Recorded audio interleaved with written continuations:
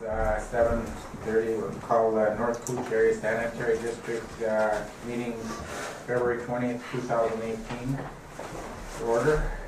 Roll call. We'll go to the right. Bob? Here.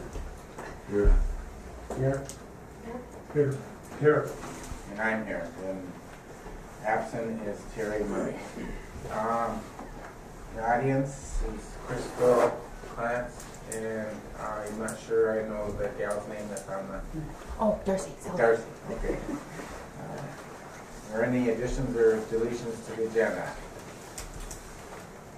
Hearing none. Call for the approval of the January 16th, 2018 meeting minutes. No move to approve.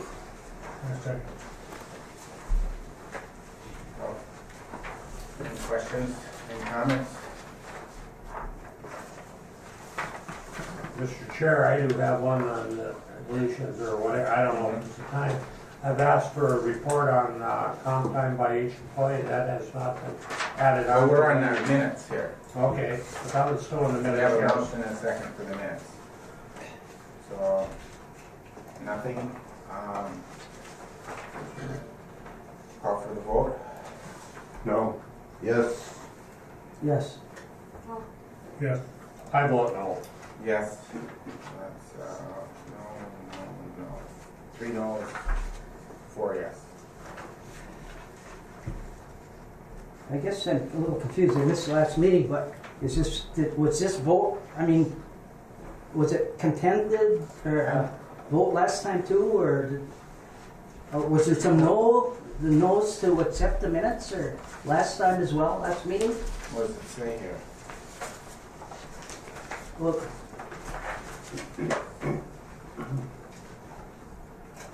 No, so it was what was the vote unanimous. here? What was the It was vote? unanimous last month. 4-3.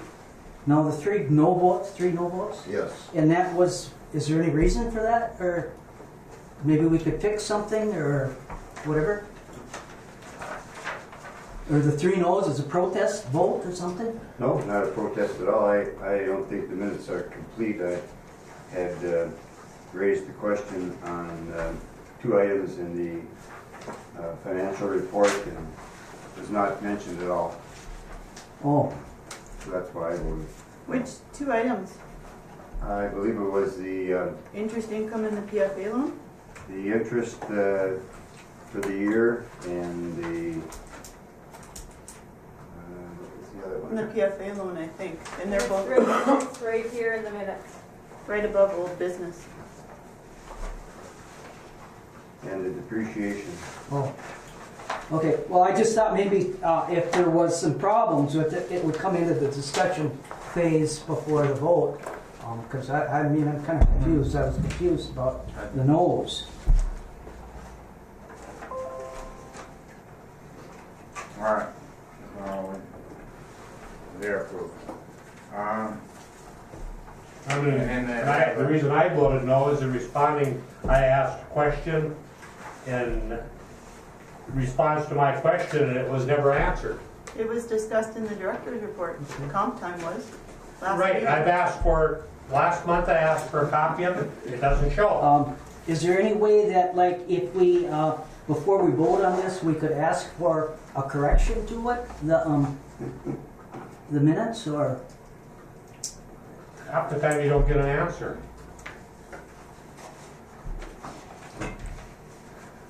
Well, I don't understand that, but, all right, well, we can move on, man. I was just confused.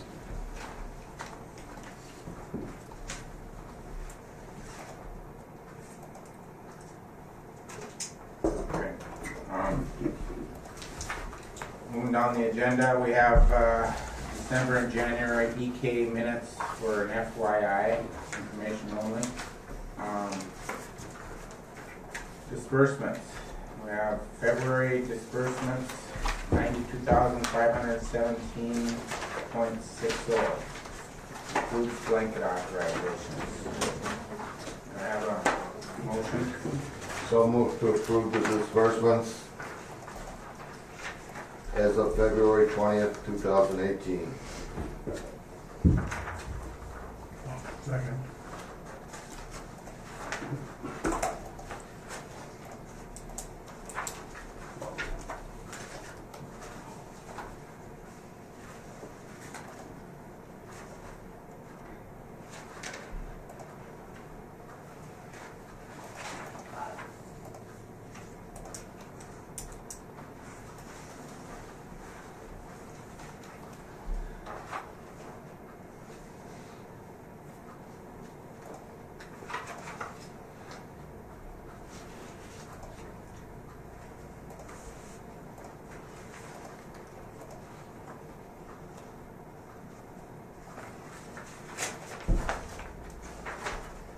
Guess what?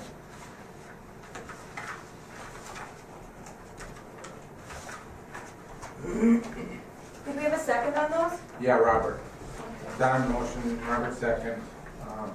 Any discussion?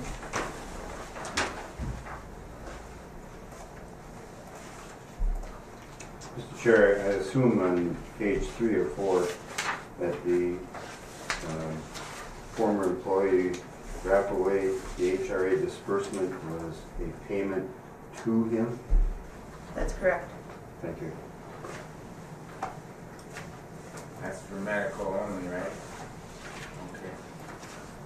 Yeah, funny how that spread out an even number like that for medical bill. Well, that's because he can only have $1,500 total. So he just collected all his receipts through the year, submitted them to whatever they're called, consultants, compensation consultants. Okay. And it was a maximum of 1,500, so he hit 1,500.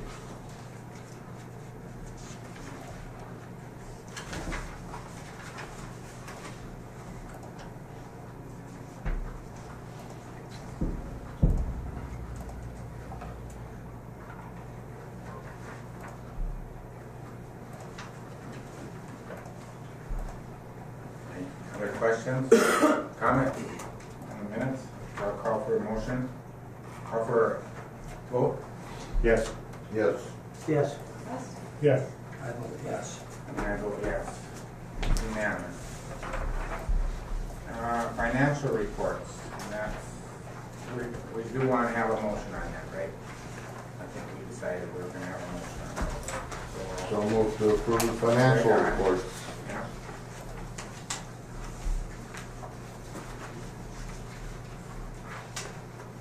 And I got a second. Second, Robert.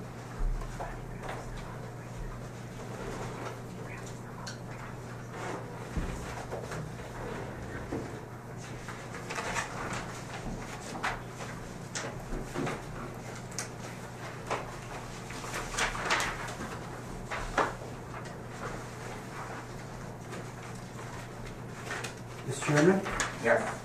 could we amend that, What number was that? make it financial reports instead of financial report? Because it's 3 or 4 different reports.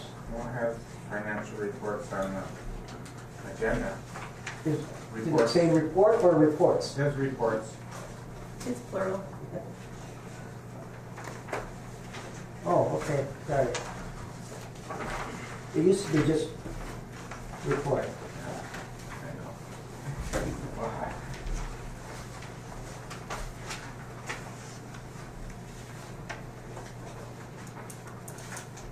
And I thought at one time we weren't gonna have a motion on them at one time. Yeah, but somebody made the motion that we had a motion, we passed some kind of deal.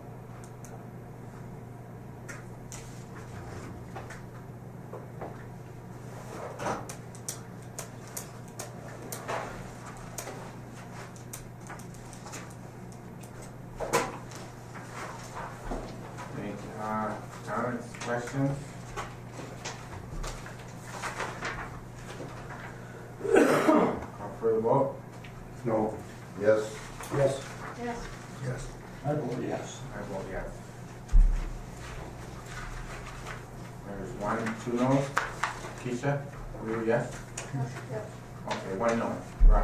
Bob. Old business. I-9 update. So There was two things that happened with I. As you can see, the maps on the side of the room here.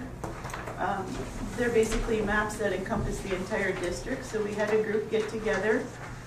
Basically, the public works people from International Falls, from Rainier, and then we had Dawn and Dawn here for East Cooch, and then Greg and I were here as well. So we went through and just in a very simple exercise, marked who we believed had ownership in different areas from a practical standpoint.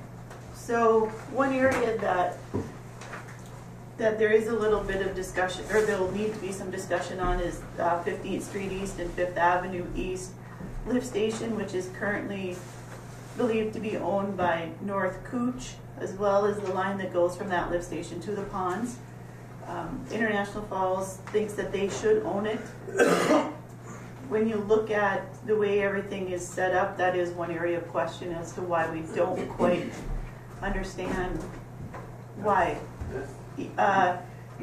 Starting there, Steve, at the one little piece that's about an inch long, Yeah, and then running to the ponds. why is that purple there? Is that, I'm assuming purple is... Purple is North Cooch. Oh, okay, I was thinking the other one. The other one is the one that runs from the Flame to the ponds. The Flame lift So station. East Cooch is the yellow? North, International Falls. Oh, Did I say that wrong? Sorry. International Falls and North Cooch are the same thing. No? No, they're not. North Cooch has separate ownership. International Falls has their own lines. So the purple line that's closest to the bottom there, that one is one that we need to discuss with International Falls. And then the other one is the one that runs from the ponds all the way to EQ. So half of that line is a historic line. My understanding is it's a historic line that basically is part of the infrastructure from for International Falls. Basically from Snyder Drug on to EQ has been there for quite a period of time. The line that basically goes from the ponds to Snyder, where Snyder Drug used to be, that is, we'll call it newer. It's early 80s vintage probably. That was put in, the tie into that major line was created when South Falls could no longer discharge to Second Creek as they historically had done, is my understanding. Some of this we're kind of putting together allegory from old timers and the information that we have. So that's an area that we'll have to work out. Initially there was an area from between lift stations 7 and 8 that we weren't sure if North Cooch owned it or if Rainier owned it. It looks like there was some action taken in, I believe it was 2013, to turn that over to North Cooch. I received that from, from Rainier. And then there are a few minor lines that North Cooch and East Cooch need to talk about because we have some maps that look like North Cooch has ownership in the East Cooch district, which doesn't really make sense. And then East Cooch and Rainier have some items to work out as well. So we spent probably about an hour and a half or so going over the maps that day, a good discussion. So that was our first step. So now we're going to put this, I'm going to make it so it's not quite so elementary school-like with post-it notes and stuff. And we'll keep working through that and figure out where we go from here. And this dovetails into the next thing that happened. February 6th, I had a meeting with the MPCA on telephone. Prior to that, backing up, if you recall, we had a meeting December 7th, I think it was, where we had all three groups together. Coming out of that meeting, I asked for letters from all of the entities, all three of them, to make sure that we understood where they sat on any issues that they had with the schedule of compliance. So I finally received all of those letters. The MPCA scheduled a meeting for February 6th, and we reviewed the concerns of the entities at that time. They're realizing that this ownership thing, as we all anticipated, is going to be a big part of this, because until we can understand who really owns certain areas, it's difficult to try to do some of these assessment activities. As I remember, that, I mean, this kind of situation is always arbitrary. when there's a sewer district involved, it becomes arbitrary who owns what, and a bunch of people sit down and say, well, that's mostly collection, or that's mostly an interceptor, and people agree on it. So, Right. Maybe, And at some point, we may get to that. So this was the Yeah. first step, just to see right, if there was areas where two entities thought that they owned right, a certain line, or just figuring out where we all are. yeah, yeah. So the meeting with the MPCA, like I said, they recognize that this is an issue for us and they want to work with us. On that front, they've asked that I provide them with monthly updates, explaining to them the progression that we're making. So I need to do that until April. And then at the same time, I also need to get to them a summary of all of the requests of the entities to make sure that they fully understand where everybody's coming from. The biggest point for most of the entities was that the assessment plan was just too short. That time frame, they originally, first I think it was like 30 days or something, and then they extended it to 90 days. And the majority of the entities are kind of looking for about a year for that, so we can get in all the seasonality. And the MPCA understands that, and to this point, they've been fairly responsive. They want to work with us and make sure that we're all going to be successful doing this. So, I think that's about it on that meeting. Any The questions? committees are all okay, staffed okay? I mean, you're not gonna have, you have any meetings coming up shortly here that you're not gonna have a committee member present, or? No, everybody's been pretty responsive. I mean, we are trying to juggle 4 different sets of schedules between the 3 entities in North Cooch. So that's my biggest challenge, but usually we find a date and we get response from everybody. So it hasn't been too bad to this point. When do they expect to meet again? The entities? Yeah. I haven't set anything yet. I need to work through this. We wanted to get through that meeting with the MPCA. And then I do need to get some communication to the MPCA, and then they're going to give us some feedback. So once I have feedback from the MPCA, then we'll start working on that schedule of compliance information again. But in the meantime, I'll be working on this ownership. Because now, kind of the next step from here is to understand, are there easements in place for some of these lines that are in question? And then just sorting through it from there. Okay. So, Mr. Chair, what criteria will be used to determine ownership then? That's something that I'm working on with Mr. Oberstar, our attorney. Basically, we're going to go and see if there's any easements in place. That's going to be our first step. And the enabling legislation at the end of the day says basically, I'm paraphrasing, but if there's a major line or an interceptor that the district feels is critical to their operation, then the district would have ownership of that line.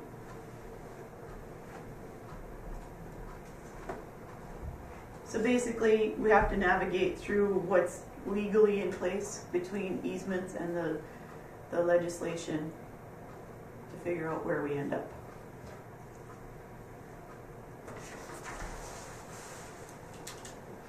From a district operating perspective, it makes sense to me that there is one continuous line that goes from our easternmost lift station that we know we own all the way through to the plant.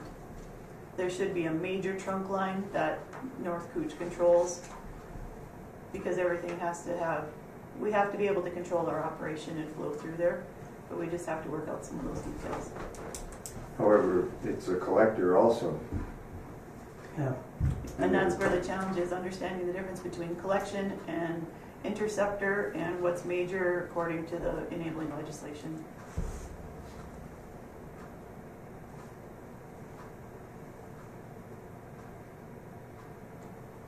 And the district doesn't have equipment to maintain that line in terms of cleaning it? Right, we've contracted out. That's where we're set up right now.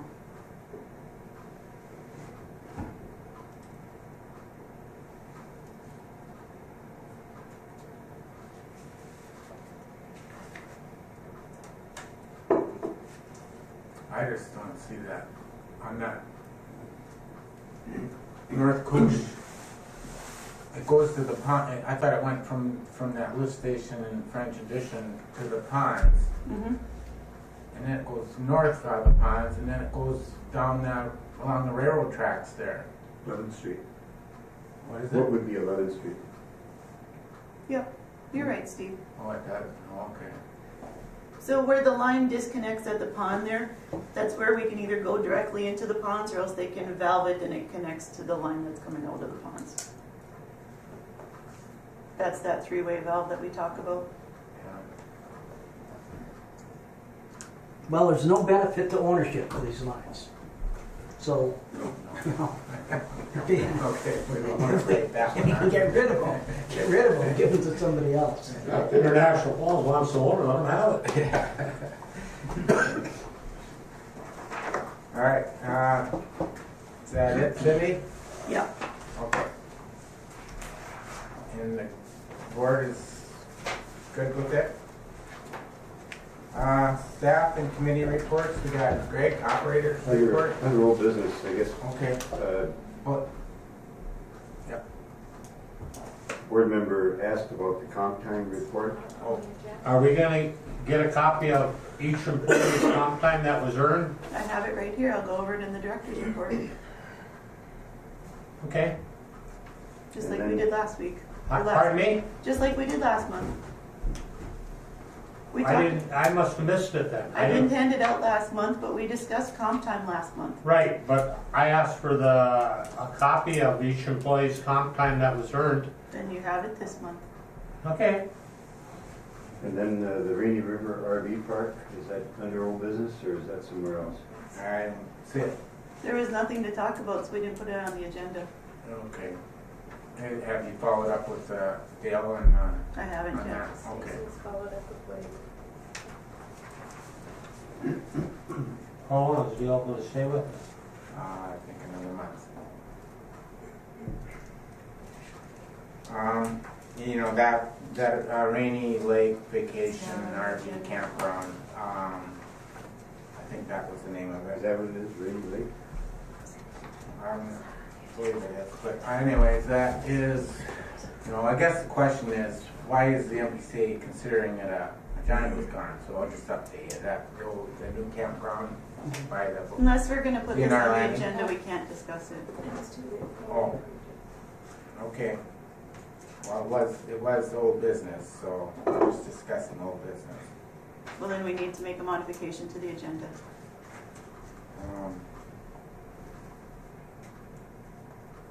I have a motion to, I don't remember that we had a motion to adopt the agenda, so I think it's open as far as I'm concerned. There was no motion to adopt the agenda.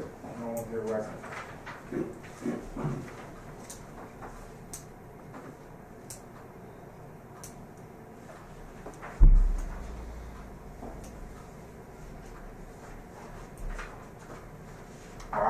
I'm just gonna make one comment, is that, you know, I disagree that this new RV campground is an extension, sewer line extension.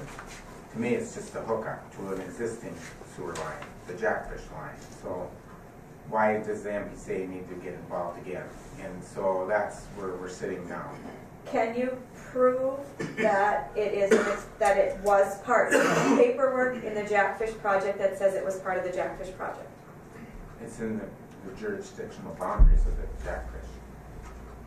Was it? This is gonna start opening up a bigger conversation. So that's all, that's the only comment I want to make. So we're not gonna, you are gonna follow up with that county attorney on whether or not, I can, yeah. okay. It gets into a bigger picture than this, that's the thing. We have to get this settled because we're getting a lot of requests now for other change of uses of residential property in the area. They want to change it to commercial. So are we gonna have to go through with the MPCA on every one of these? Well, and that's a conversation maybe the county should have with the MPCA. Well, evidently, it's something the North Coach has to do, because the county already approved this RV park, and this place sent it to the MPCA. The developers So- need to apply for a permit. If we wanted to talk about this further, we can put it on the agenda. Wow.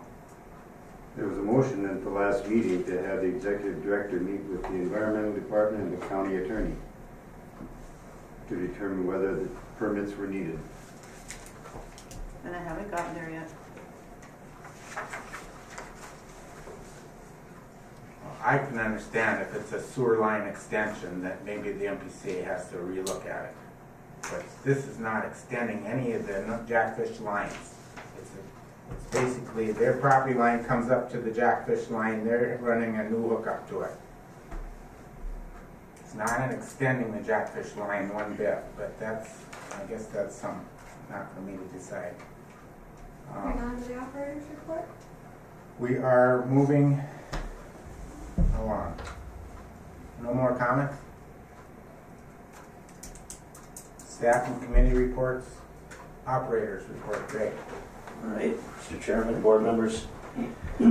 Just an update here. The MRQA study again this year. We got all our samples ordered for that. We just ordered them a couple weeks ago, and that study opens March 23rd and closes in July, and we have to participate in that. And I've explained that before, that we do that on a yearly basis. And the samples for that were about $1,500, but we do have that all ordered, and we have to do that to be compliant with our lab permit.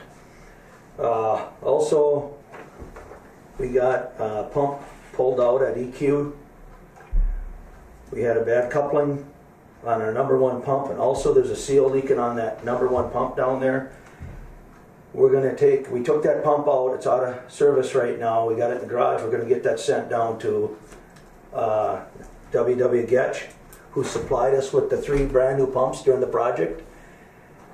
What happened is the seal filter, originally what was on there was a seal filter with sewage water for the seal. Cooling the seal was sewage water was used instead of city water piped into it.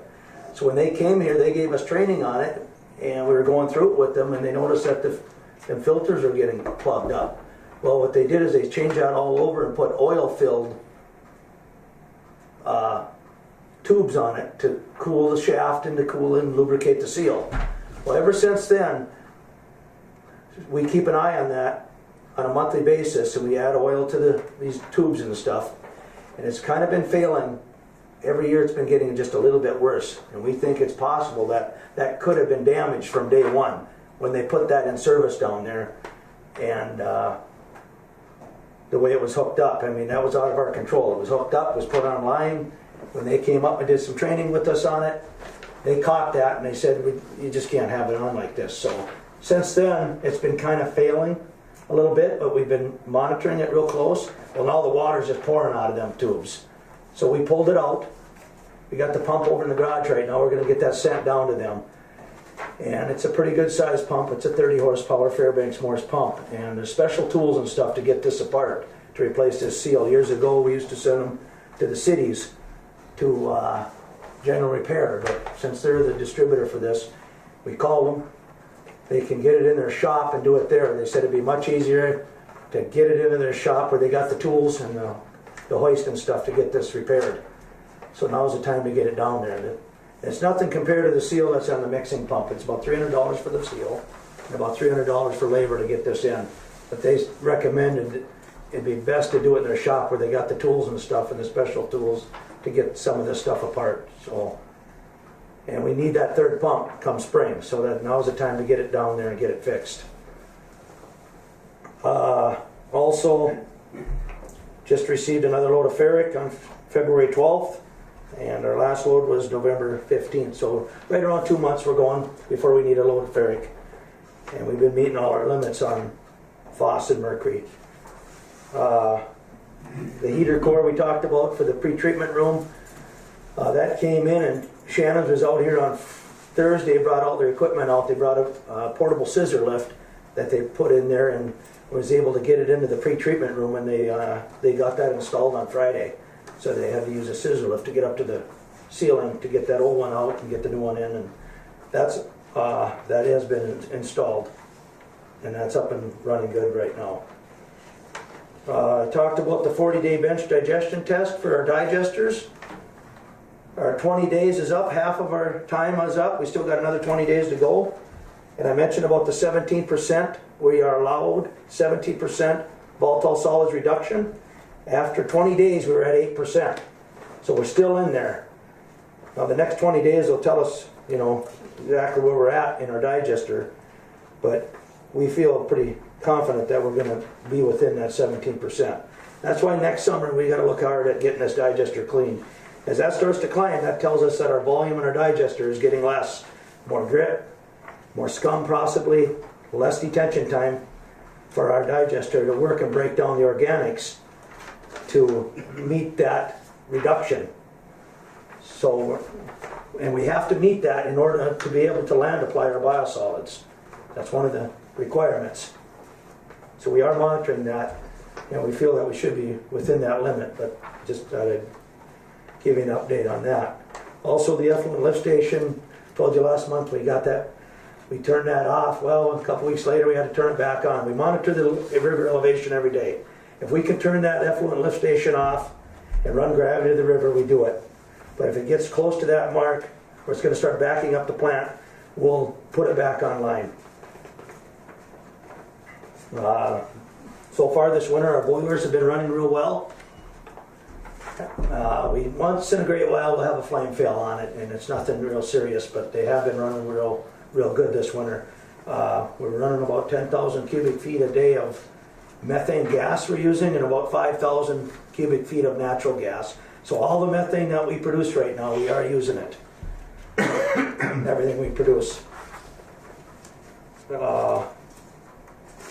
Also, this past month we did a pretty good service job in our pre-treatment room. All the bar screen, the grit collector, all the gearboxes on the bar screen and the grit collector and stuff. We changed all the gear oil and stuff on them and greased them and inspected all the machines in that room. So all of them have been serviced this past month in there, and that's the kind of stuff we do. We go through one part of the plant at a time there and just service each piece of equipment and inspect it. And this past month we did meet all our effluent limits. Our mercury just came in at 2.2, I believe, and that's really good. And our phosphorus is coming in at about 0.6. So we're meeting all our effluent limits. And we are still discharging out of the ponds yet. We're still discharging out of the ponds about 200 gallons a minute, and we'll continue to drop them out there. So come spring, if we have to, we can turn them off, the pond discharge. If we have to divert East Gooch to the ponds for a while during the melt, that's what we'll do. We'll have plenty of capacity out there to hold it. That ice out in the ponds doesn't, because of the cold weather, doesn't affect drawing it down? No. We'll go out there once in a while. Once a month we've been going out there about every 3 weeks, and we take an ice auger out there and drill some holes and check depth on and make sure that we're coming down pretty good. And we check the structures and make sure they're, the water's pouring through them and stuff. But we kind of like to know it's kind of hard to see with all the snow out there and stuff exactly where you're at until you take a good measurement on it. So we'll go out there with an auger and just drill some holes and measure them. So that's all I have. How much ice is on the pond? About 2 feet. There is, huh? Yeah. Johnny? Greg, that effluent lift station now, is that, since the construction, is that being used more often? I mean, our process elevation is That hasn't changed. lower now? No, that hasn't changed because of the chlorine contact tank. It backs up in that flume on the chlorine contact tank when the river comes up. Oh, okay. So that's where it's backing into that effluent flume. So how much more do we have to run that effluent lift station then back before the construction have to? I think Run it's, well, I think we're running a little bit more. It just all depends on how high that river comes up, Mm-hmm. The water they're dumping and stuff, and we can monitor that every day. We kind of look at that elevation every day. So that's not an issue? That's not an issue, no. Chairman, Greg, back to the seal at the EQ. Yep. Was that new during the construction? That was a new pump. We put 3 brand new pumps in there. because the old ones were wore out, the Volutes and stuff. We kept the motors, they used the original motors, but the pumps were new. And were the seals all given effluent instead of clean water? Yeah, that's how they were set up, put in. It's just the one failed, or are they all? Well, the one is still good, really looks real good, and another one has a little bit of water in it, nothing major though. But the one looks, it had to come out. Whether that did it or not, we're not positive. We talked to them guys, we asked them, is it possible that this filter got plugged and possibly burned that seal a little bit or damaged it? Yeah, it's possible, but who knows? At this point, it's got to be replaced. Oh, yes, no, I It's gotta be agree with fixed. that. Yeah. Just, the question might be whether or not someone's responsible for, Yeah. because of the incorrect hookup. I suppose that's how it was spelled out. They have the seal water filter just hooked to the influent water, and then But- if but that, previously we it don't was know always for, city water? that could be the contributing factor. We don't know that for sure. It's a possibility. But, thank you. So now do we have city water going on it? No, we got oil. Got oil? We got these tubes and stuff with oil. That's what they recommended. Okay. Yeah. So it just cools the shaft and lubricates the seal. Thank you. Thanks, Greg. Yeah. Any more questions for Greg? Moving on to the director's report. Cindy? So you have in your packet the scooching hours, usage again, hour usage. One of our lowest ones. Basically what I'm going to do is just keep 12 months on here and just keep rotating it through, just so you guys know. I'm not sure if you saw, but we had Erin Murphy, who's a candidate for governor, asked to have a tour of our facility. She came through and spent probably a good 2 hours with us, toured the plant, asked Greg a bunch of questions, spent a little time with in the office here asking about challenges or what have you in terms of what she could help us with. Talk to her just about I&I, because that's one of the things on our plate, and we don't know what's going to come about of the I&I project. Nice lady. We got our new computers. I've been in the process of setting them up. Internet is new in the plant as of last week. Switched over both phone lines. We're having a little bit of a problem with the dialer on one of them. So that's remaining with Frontier until we get a solution there. It's the difference between analog and digital technology. So we just need to sort through that. 49ers insurance, if you recall, last month we had the conversation about the 49ers took an increase in March, whereas the contract was just written that showed that the increase would come in April. The 49ers made good on that. So this month, for the month of March, the district will pay the $11.70. The employees will not have to put forth any money of their own. But starting in April, they'll have a $10 contribution out of their pocket for their insurance each of them. And like I said earlier, we had the MPCA meeting. And then, as we discussed, Mr. Rudd had asked some questions about comp time, so you can just take one of these, we'll pass them around.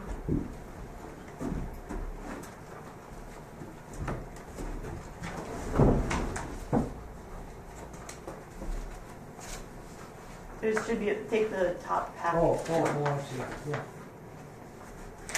There should be 5 sheets in each packet. Cindy, can you run me that thing with the 49ers health insurance? So they went good for the other stuff up till March? Just 1 month. Yep. They covered the difference between the $11.70 and the increase to $12.40. I've got 3 pages here. 5 total. No, they're the 3 times, you might get one. Oh. Okay. How many sheets? 5 total. I got 2. I got 3. This is all, Hey, there's 4 here. I got them all. How many do you have? 3, 4. Should have 5, you can get it. I got How many you got?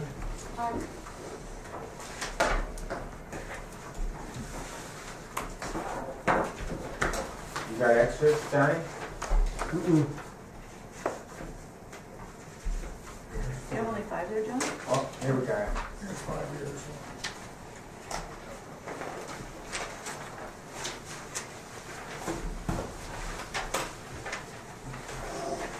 Okay. I think we're okay now. Okay. We got a billing. Explaining? Well, I kind of explained it last time, but for each employee, the hours earned is the number of hours that they write down on their timesheet when they choose to either have overtime or comp. And then it's converted to time and a half in that next column that says hours converted. And then that's added to the running total in the 4th column. If there's any hours used, it's subtracted from the total. So the hours accrued, they're already times and a half, correct? Nope, that first column Yeah. is just what. What that's the actual straight. hours they work. Yeah. Well, keep in mind that typically, if they're accruing hours, it's generally based on a call-out situation. And so that 2 hours, for example, or if somebody has down 2 hours, that chances are means that they just got a call. They got 1 call between the hours of 4 and 10. So they get 2 hours automatically for that. It's in the contract like that. Oh, it's not time and a half. It goes into time and a half in the 2nd column where it says hours converted. Hours used, it says. 2nd column is hours converted. Oh, unless you're looking at Stacy's, hers is different because she doesn't get time and a half. Look at one of the operators. and Oh, I you'll see. see. Yeah, I was looking at Stacy. All right, hours converted, okay. That's where it gets time and a half.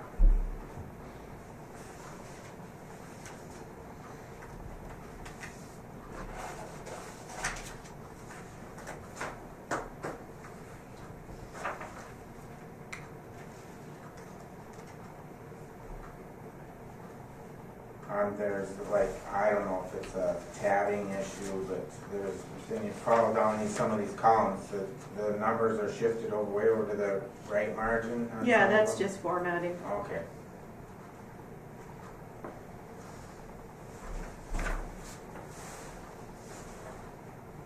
Any questions?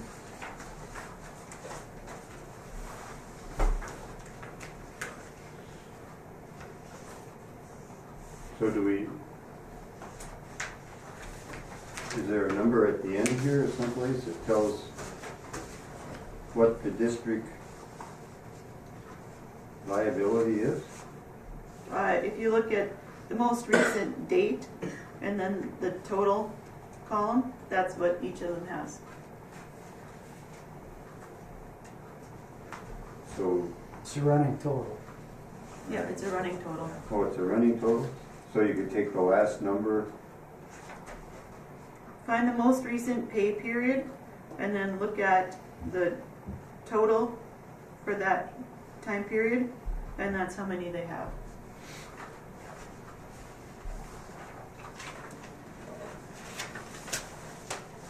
Wow.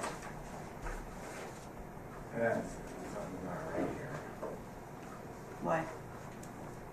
Well, I'm going over into the vacation and. Oh, no, says- no. Look at the, under comp time, Yeah, the 4th column that says total. yeah.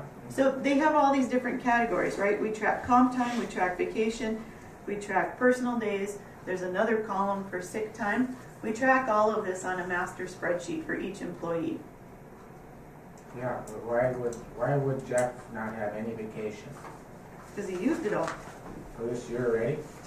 They don't get it on an annual basis, they get it based Oh, on it their goes service to March. anniversaries. March is the end of their. No, service anniversary. They go on anniversary time. Oh, If they start in March, it goes March to March. oh, okay, I thought it was year. Oh, man.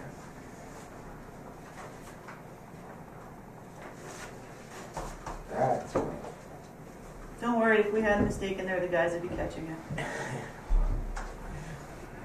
not having any vacation at this time of year. Well, their anniversary is March 1st.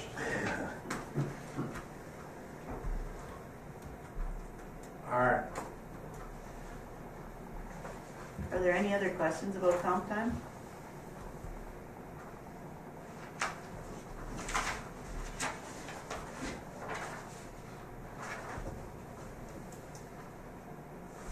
Mike? So just, I'll just use one for example. John Harris, how much has he got, how much comp time has he got banked right now? 25 and a half hours. Okay, As of the last pay period, that's not with his latest pay period in there.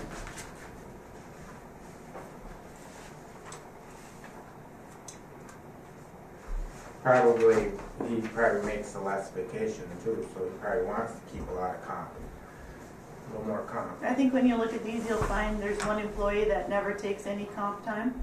He prefers to have the overtime, and then there's others that prefer to have comp time and probably don't take as much Yeah. overtime.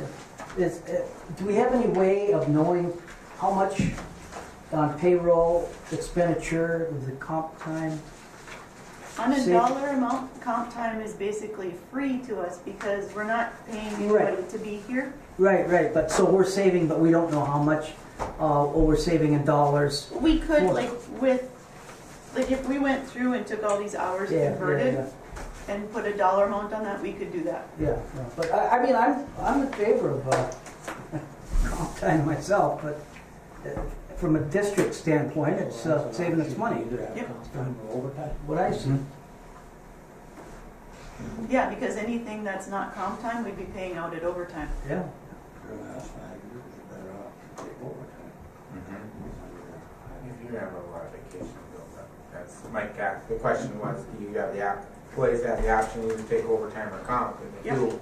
And typically, person's close to retirement, he's probably gonna take overtime versus comp, because it's gonna be. I find it all depends on the employees. Now, I can't, how about vacation? How many days can be accrued? The maximum that they can have when they get their new allotment is 10 days, 2 weeks. Okay. But then they get their allotments on their service anniversaries and they can't carry over more than 2 weeks. 10 days.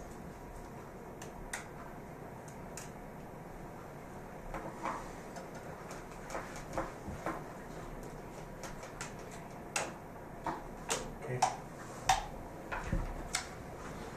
You have anything else, Cindy? I'm good. You're good, okay. New business? Don't see anything on the agenda.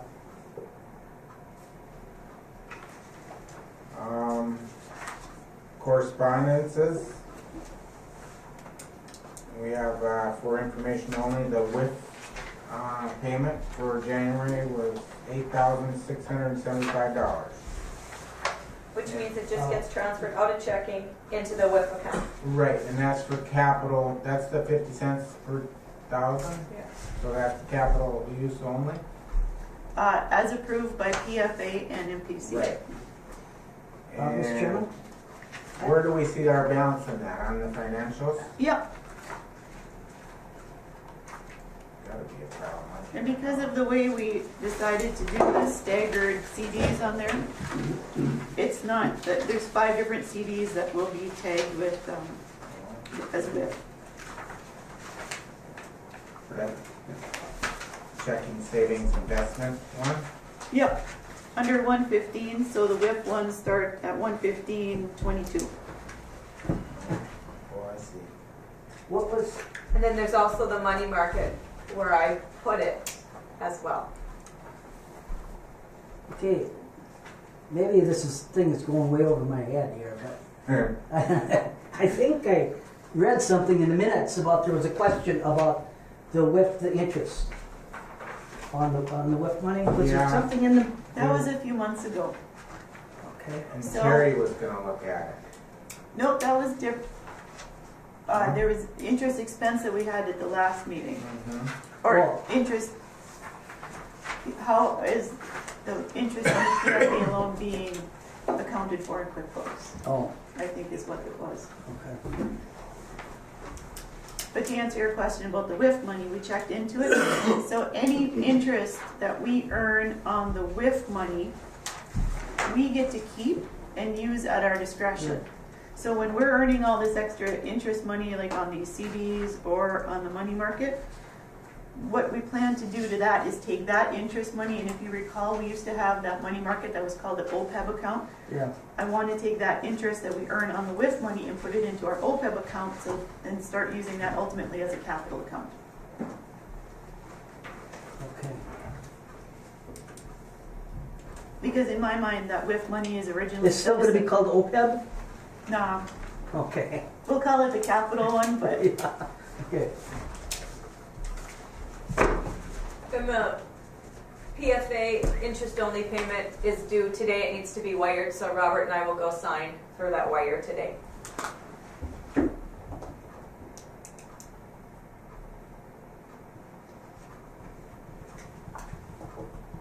It was on last month's that it was coming up.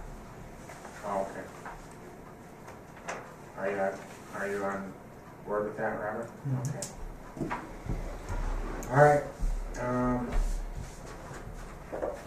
According to the agenda, the next meeting is Tuesday, March 20th at 7:30 a.m.